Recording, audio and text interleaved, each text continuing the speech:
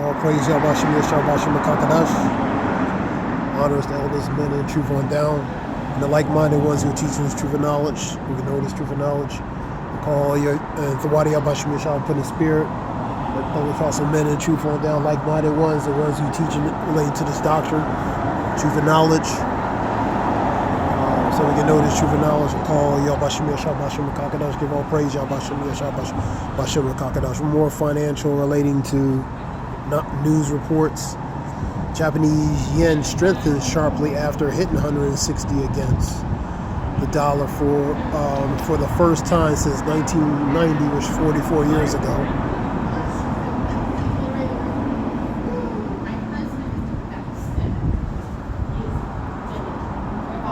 $34 years ago, Shalak.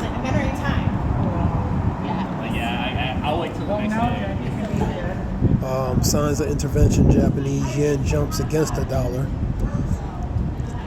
Since 1990, 34 years ago, Shalak. Japan's weak yen drops past 160 per dollar for the first time since 1990.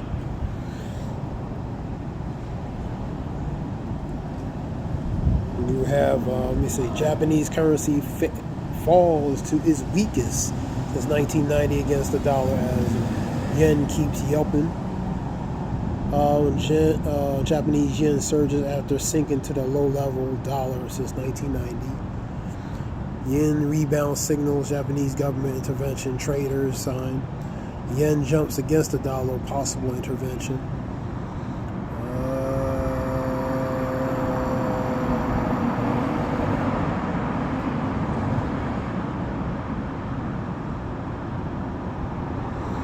Scripture talks about be not ignorant of anything great or small, because it might look like the dollar's kind of strengthening, but actually the dollar's weak, man. And you had a report Russia and China 260 billion relating to international trade without using a single U.S. dollar. So that relates to the BRICS. And you had a report with that China warns U.S. that his days are limited or few, meaning, man, relating to his sovereignty and power, man. Pretty much is saying in that particular piece that his days of bullying is coming to an end, man. That was China. China said that in the report. So, and that's part of the BRICS: Brazilian, Russian, India, China. So, and it goes all to de-dollarization, man. Scripture says, don't only get it. Again, Sirach 5:15.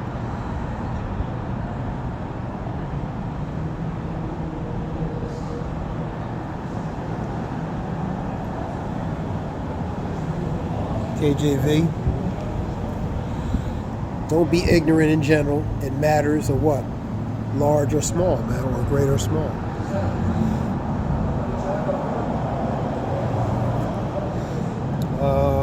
Let me see what else we have. See if I can find that report.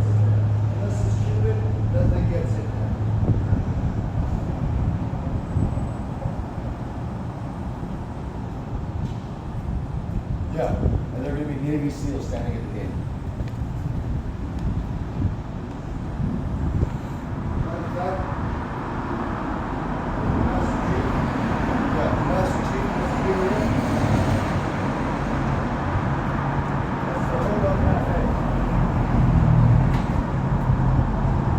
Let me see if I can find this. This back right here.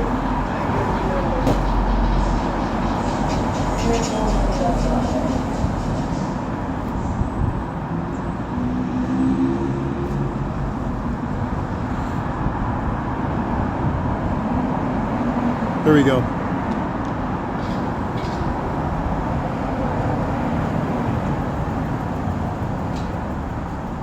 This is the Wyon video I was talking about.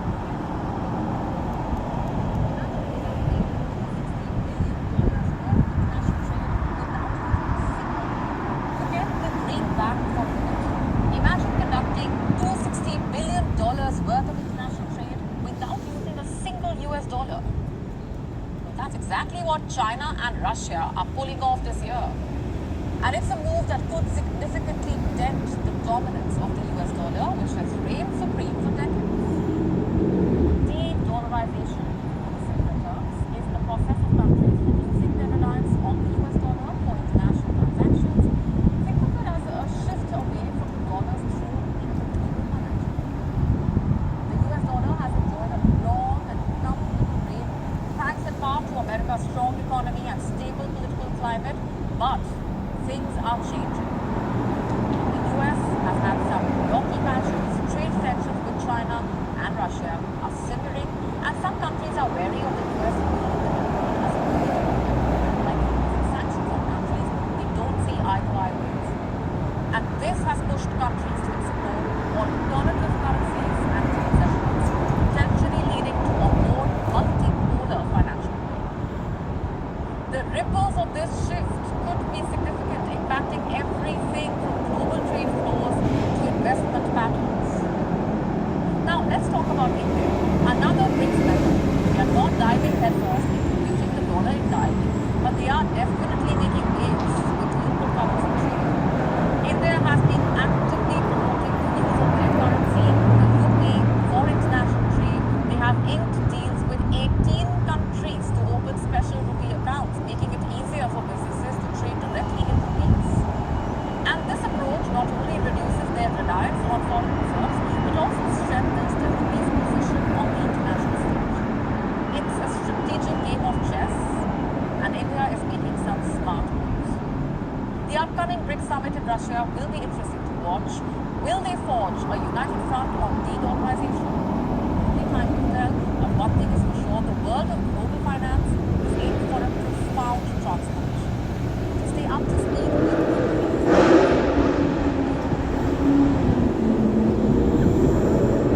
Imagine conducting $260 billion worth of international trade without using a single dollar.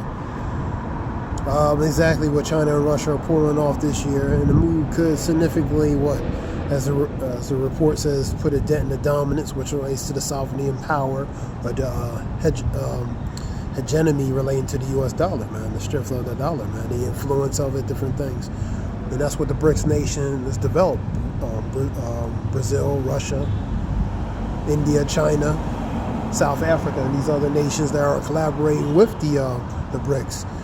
India wants to solidify relating to the rupees, and all these countries want to use respectfully relating to other forms of currency to barter, do trade, relating to these other do trade, relating. They want to use other form of respected currencies to trade or barter with relating to these other nations, man, internationally. You know what I mean? And the goal is to break the sovereignty and the financial strangulation relating to that dollar, man. And so these nations are playing India, working their way. You got Russia and China. They're doing it, so they all methodically and calculating relating to how to do that, man. Which has reigned as supreme for decades, man. So it's all about breaking that once powerful dollar, man. Habakkuk, it's going to be a short lesson too. Habakkuk 2 is go to it, straight to the point. 2 and 6. And shall not these take up a parable against and a taunting proverb against him, and say, woe unto him that increaseth which is not his, that goes to the stolen goods. How long it's going to continue? And to him that laid himself thick clay. Now that clay relates to the debt, man. That from the optics is presenting itself as wealth, man. But it's not really worth anything. For example, the greenback. Once it was backed by something, but now it's backed by nothing. So it's useless. It's money it's not worth the paper it's printed on, in a matter of speaking. So that thick clay is accumulation of debt, man. Because real money, gold and silver is real money, man.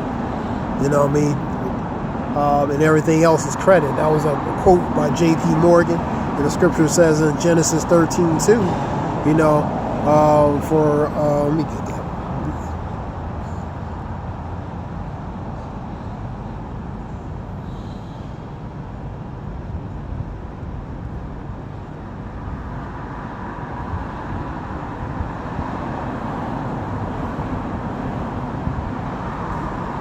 Abraham was very rich in cattle and silver and gold, because the real money is silver and gold, man.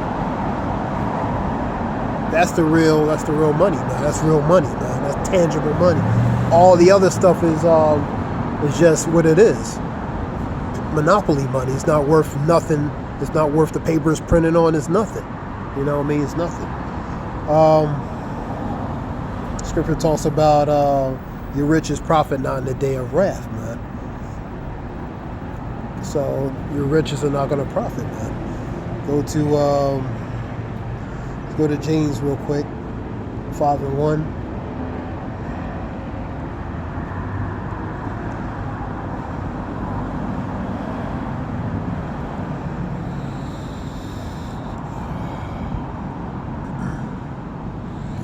Go now, ye rich men, weep and howl for your miseries that shall come upon you. That's a warning.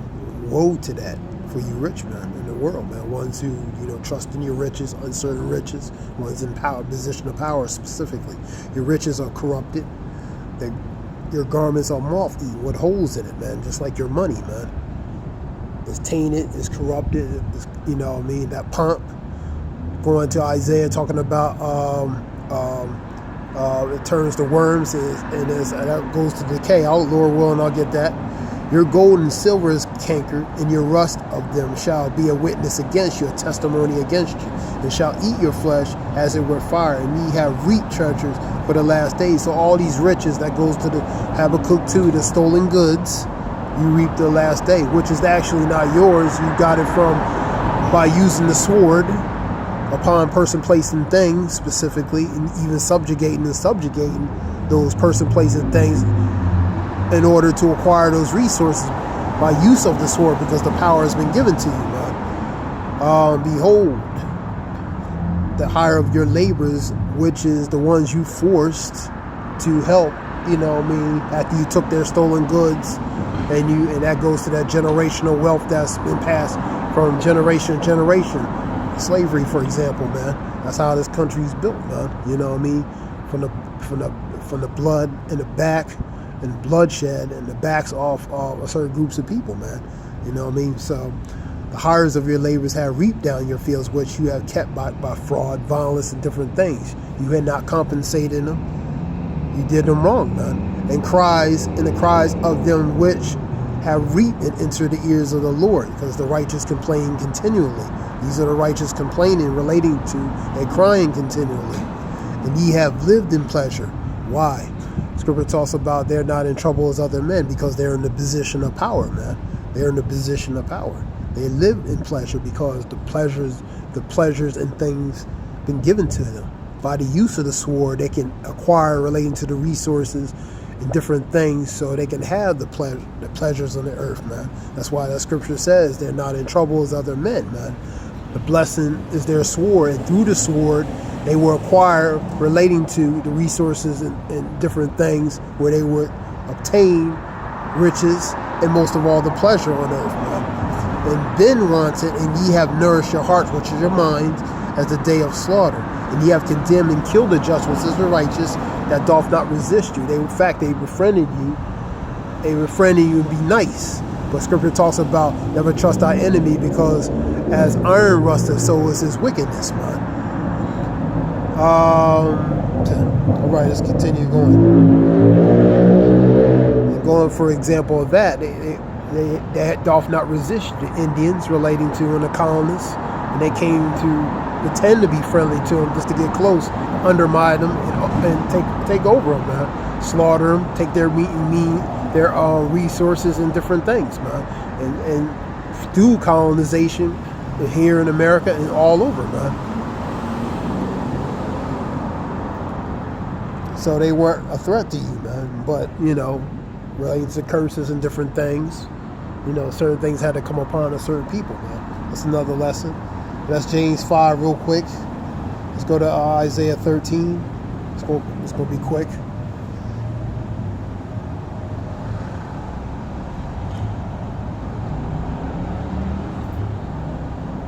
KJV, go to it.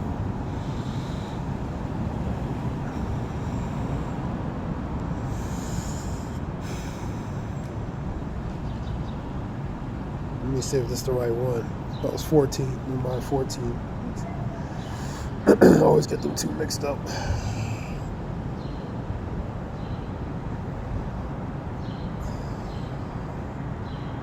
Must be 14. All right, here we go.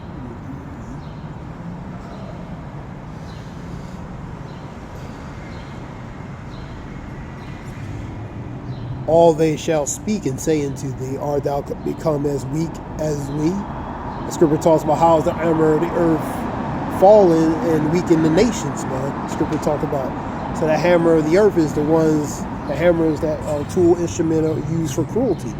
That hammer, part of that hammer is that sword, man. Because they are the hammer of earth through their military might, through the power has been given to them. Job 9:24, the earth has been given to the hands of the wicked. And all they shall speak and say unto thee, art thou become as weak as thee? Art thou become like unto us? So the weakened state, they're starting the degradation.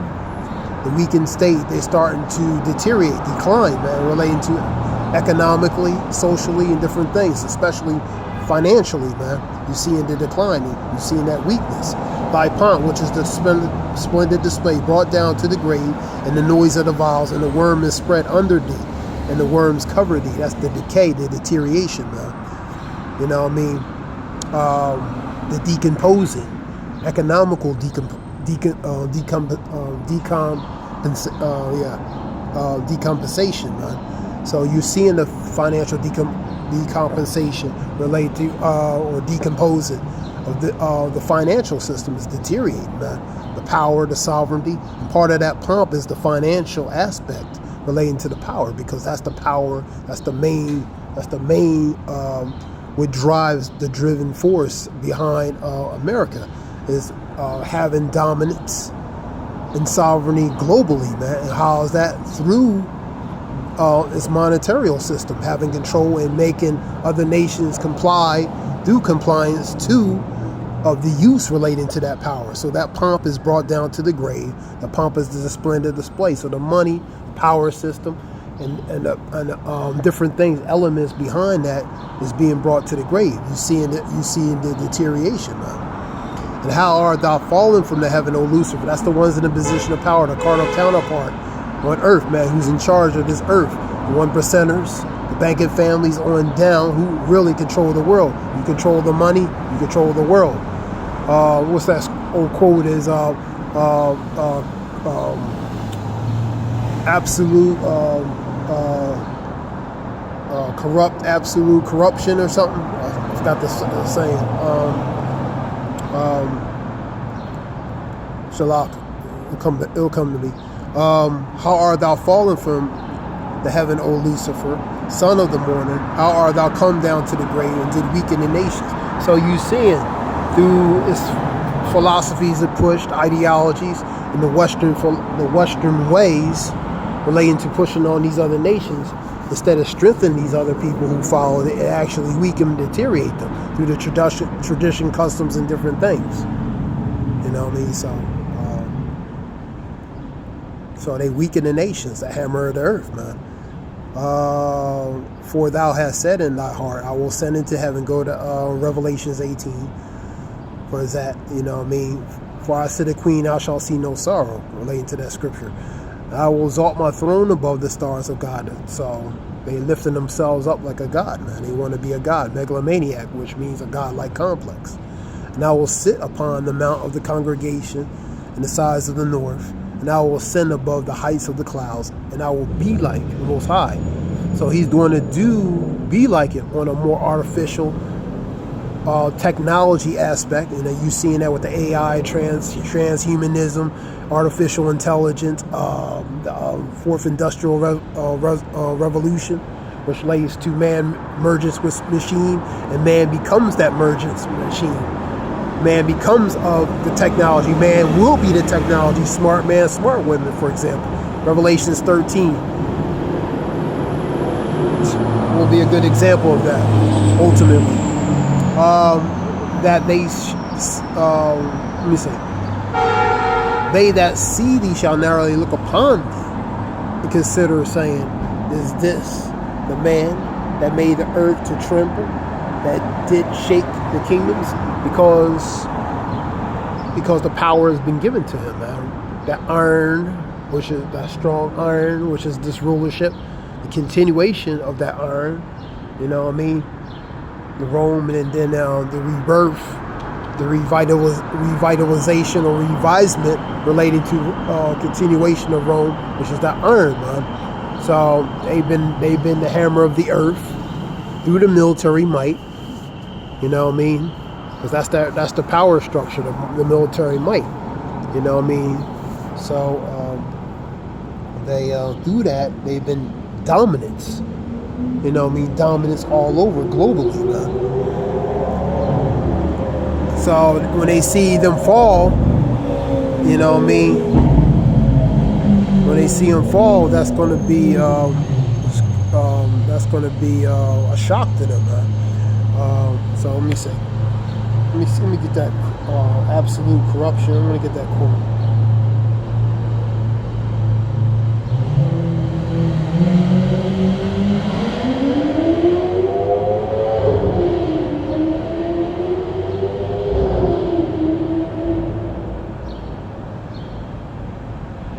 Here we go.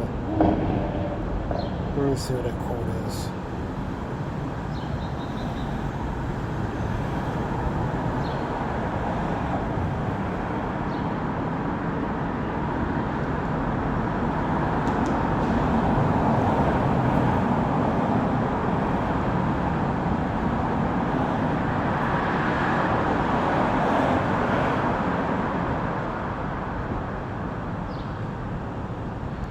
This is a quote by Lord Acton. All power tends to corrupt an absolute, and power corrupts absolutely. So with power, the money. So with the money, the power, and the desire, and the insatiable appetite relating to money, it absolutely corrupts. For the root of money is the root of all evil, as Scripture says. You know what I mean? It's the desire and even the love of money makes money evil, man, and even can compromise and taint you and even corrupt, man. That's why it becomes that snare and trap. Go to 1 Timothy 6 and 10, man. Let me see what other, let me see, here's another one. Power tends to corrupt, and absolute power corrupts absolutely. So yes, part of that power is what? The money, man. You know, money, with that, it corrupts, man. You know, money itself is not evil, but it's the desire and I guess the use of it or the abuse of it becomes evil. Let me see. Yeah.